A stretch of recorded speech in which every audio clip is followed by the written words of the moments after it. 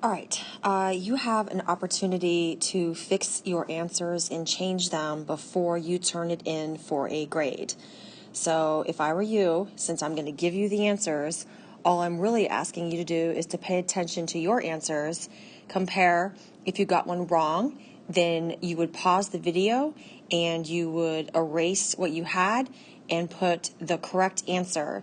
That way, when I go to grade it, hopefully you're guaranteed 100%. So let's go ahead and take a look at these. You just got done finishing all 22 of them.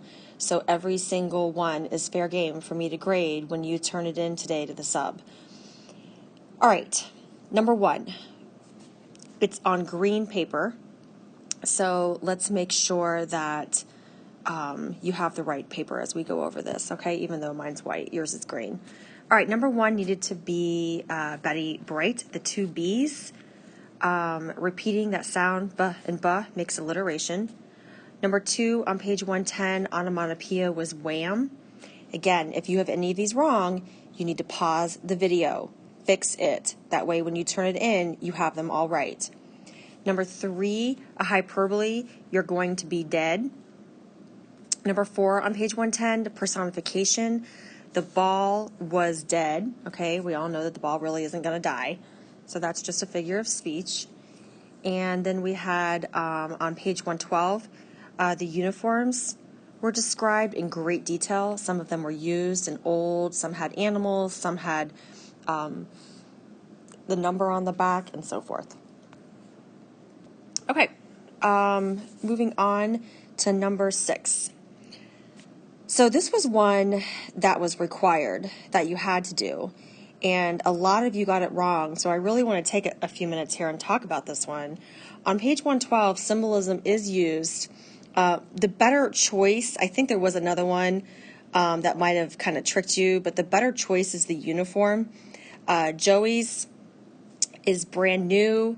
It signifies that their school has money, that everybody is walking around in this brand new uniform and they had the money to buy it. There's a cute little seagull, on it. So the cute little seagull is also going to symbolize probably, in my opinion, a weaker team because they're so soft and cute.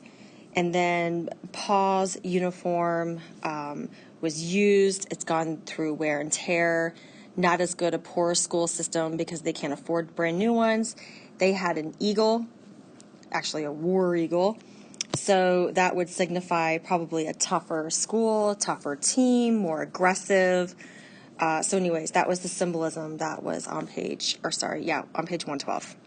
All right, number 7.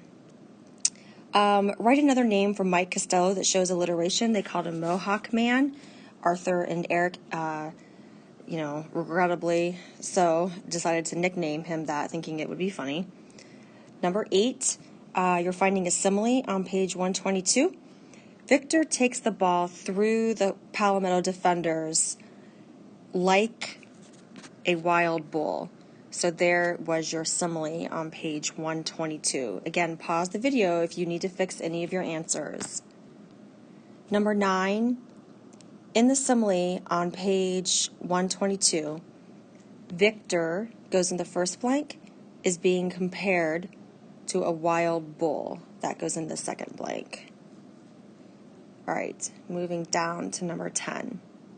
Explain why the author uses this simile. What is he trying to do for his readers? This is a popular question on my challenge questions.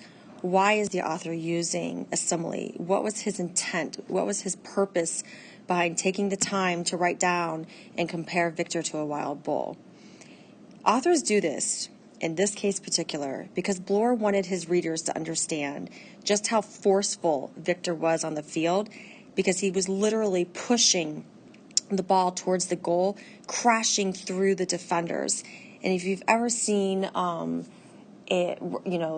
runners with a bull, the running of the bulls in Spain, or if you've seen a video of that, it's pretty fierce, and the bull is literally just running through crowds of people.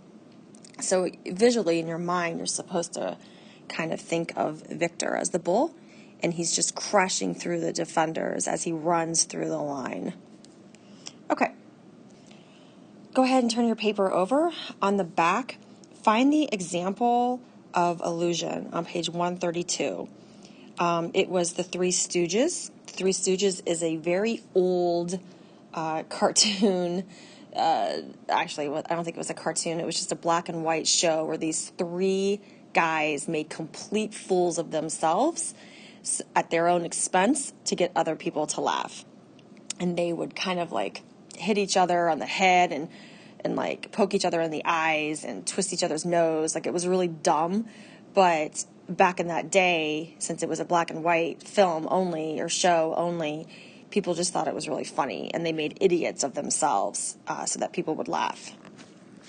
Number 12, find the example of foreshadowing on page 133. I remember this. It was when Paul realized that someone was going to pay, when Eric acted like the Three Stooges because he did his, that flip, like that banana backward flip, they called it, or something like that, up into the air and landed in a pile of mud. Paul knows that someone's going to have to pay.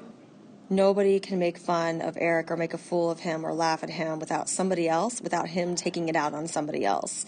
Paul knows this. He's bracing for the storm. He knows it's coming. So that's foreshadowing. We get some hints about that. All right, we are on 13. On page 133, the second soccer game of the season occurs. What is the mood of the game? It was very suspenseful. Perhaps you put intense. That would have been okay too. But definitely not funny. That would not work. Serious would work. That would be a good one to pick. All right, 14. Provide a quote that shows this mood. And guess who was standing there, all alone, in front of the goal? So we obviously know that that's Paul. And he was going to brace for impact about what was coming his way. And was he going, to be able to block it? Would he make the save of the game? And that, of course, makes you read on. So that is why the tone is a good answer. A good answer for mood would be suspense. All right, so if you need to fix this, if you got part of this wrong, pause the video and erase your answer, and now is your chance to fix it before I look at it. 15. Find an example of an idiom on page 134. Maya stopped on a dime. Okay, Maya isn't really going to step, nor is there a dime on the floor or grass for her to step on.